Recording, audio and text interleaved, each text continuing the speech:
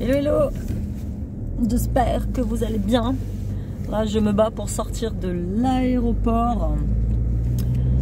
En fait j'ai été accompagner le père des enfants qui part en vacances.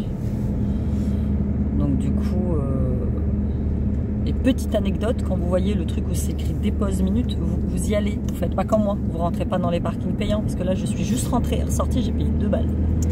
Juste pour... Enfin bref, bon, je pense qu'on est sur la bonne voie, nous sommes sortis. Je me suis dit que j'allais vous faire un petit vlog, j'allais profiter de ce petit temps, parce que après je pense que j'en aurai pas. J'ai discuté avec quelques-unes d'entre vous, là, pour les fêtes, les vœux des fêtes, tous ces trucs-là. Et l'une d'entre vous m'a envoyé un message en me disant voilà Amy, j'appréhende, je suis obligée de passer le nouvel an avec mon ex, comment je fais? Très simplement en fait, moi j'ai passé Noël avec le mien, puisque c'était notre dernier Noël tous en famille, donc du coup on a fait ça pour les petits, je pense que ça ne se reproduira plus. Merde, je me clignotant, je vois le gars tourner, je tourne avec lui. Donc je pense que ça ne se reproduira plus, donc on s'est dit que pour le dernier Noël, tous ensemble, voilà, on allait fêter ça. Alors ça a été à la cool, hein, vraiment. Je pense qu'à partir du moment où voilà, votre séparation elle est clean, ou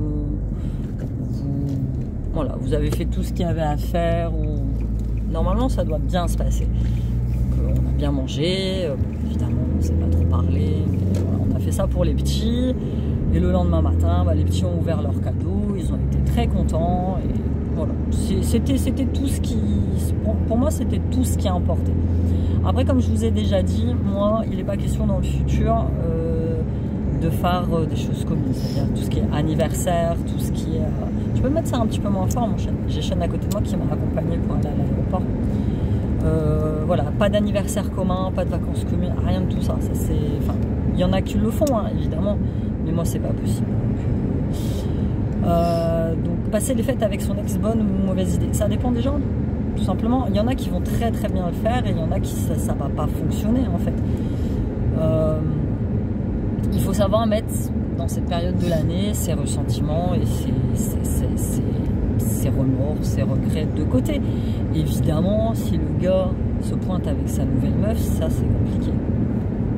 Ta meuf, ton ex se pointe avec son nouveau mec. Voilà. Après, à partir du moment que... Hier, je discutais avec ma mère parce qu'en fait, il y a eu une petite embrouille là. Je vous raconte vite fait ma life. Au niveau des fêtes, en fait, elle devait passer Noël avec mon frère et ça s'est passé puisqu'il y a eu des trucs entre deux. Voilà, moi, je ne me mêle absolument pas de leurs problèmes. Et en fait...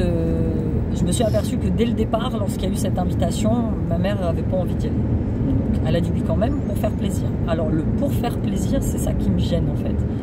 Moi, pour 2022, l'une de mes grandes résolutions, ça va être de ne plus faire plaisir. En fait, à partir du moment où tu dis oui aux autres, tu te dis non à toi.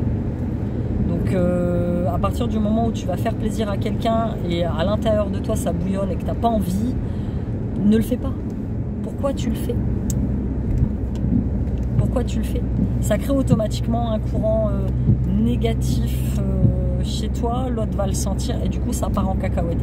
Dès le départ elle n'avait pas envie, du coup ça a fini en grosse double cette histoire. Ils se sont fâchés, ils sont toujours fâchés d'ailleurs. Voilà.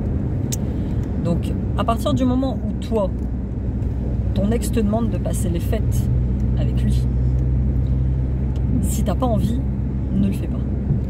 Très clairement, ne le fais pas.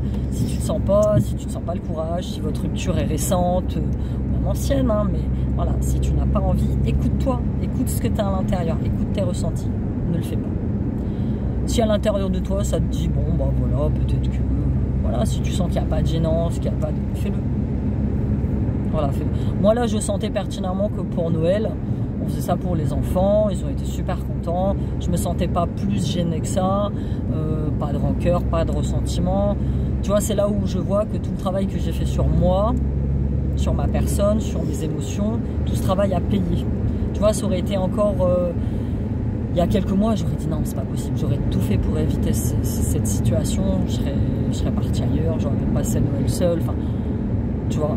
Mais là, comme je suis beaucoup plus plus apaisé et que j'ai pas trouvé que c'était une gêne en soi, ça s'est très bien passé. Mais vraiment très très bien passé. On m'a même déjà dit comment tu fais là pour cohabiter avec lui. Et ben on cohabite en fait. À partir du moment où les choses sont claires, qu'il n'y a pas de trucs négatifs, qu'il n'y a pas de dispute, qu'il n'y a pas de bagarre, qu'il n'y a pas de... Tu cohabites en fait, c'est juste un toit. Évidemment, c'est pas le but de ma vie de rester encore très longtemps sous le même toit. Mais là pour l'instant on n'a pas le choix. Donc comme j'ai déjà dit, je vais pas déménager dans une caravane avec mes gamins. Voilà, non, j'attends. Voilà, j'attends de trouver quelque chose de plus ou moins bien. Du coup, voilà. Je voulais juste répondre à cette question. Évidemment, c'est pas évident. Parce qu'en plus, tu as certaines belles familles qui sont encore en très bon contact avec ton ex. Évidemment, quand tu as été marié, bon, moi, c'est pas mon cas. Je préfère vous dire, aussi bien sa famille que la mienne, on n'a jamais pu se saquer ni les uns ni les autres. Quand tu as comme ça une belle famille dans laquelle tu es bien, où il y a une séparation, évidemment, bah, tu as la belle-mère, le beau-père, tout ça qui veulent garder contact avec toi parce qu'ils t'aiment. Moi, ça me fait rebondir sur l'affaire Jonathan Daval, par exemple, où les parents de la fille de sa femme qui l'a tué le considéraient vraiment comme leur fils, l'aimaient, en fait, l'aimaient. Voilà, c'est ce genre de famille où malgré les séparations, bah, tu gardes toujours contact avec la personne, avec l'ex-mari ou l'ex-femme, parce que vous étiez une famille, tu vois. Alors les réunions de famille avec tous les ex, voilà. Alors j'avais dit à Siam, j'avais dit le seul moment je pense où on sera tous réunis, où j'accepterai la réunion, c'est pour les mariages de nos enfants par exemple. Là je me vois pas lui dire à un de mes gosses, bah non ton père il vient, donc tu viens pas. Là, à ce moment-là, tu fais quand même l'effort d'aller au mariage de ton gamin, tu vois ton ex, voilà. Il y a des moments dans sa vie où il faut savoir mettre un peu son ego de côté et faire des efforts. Mais sinon, non. Sinon, non. Là, je vois, là, au mois de février arrive l'anniversaire à Siliane. Si on est encore ensemble, bon, là, si c'est hors de question. On le fête chez moi et nous fêterons chez lui, il y aura 2 anniversaires et puis voilà, c'est tout. Mais voilà, juste pour ça, c'est juste selon les ressentis. Si tu le sens de passer Noël avec ton ex, fais-le. Il n'y a rien de mal en fait. Mais si tu le sens pas, le fais pas. Parce que ça va forcément déteindre à un moment sur la soirée, ça va forcément déteindre à un moment sur ton humeur. Puis si c'est pour que tu rentres chez toi et puis que tu mettes 3 plombs à t'en remettre, franchement, ça vaut vraiment pas le coup. Donc voilà, fin de ce petit vlog.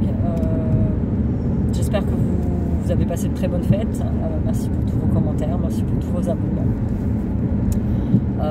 J'espère que vous allez continuer à être nombreux à me suivre. Et bonne fête de fin d'année. Bisous.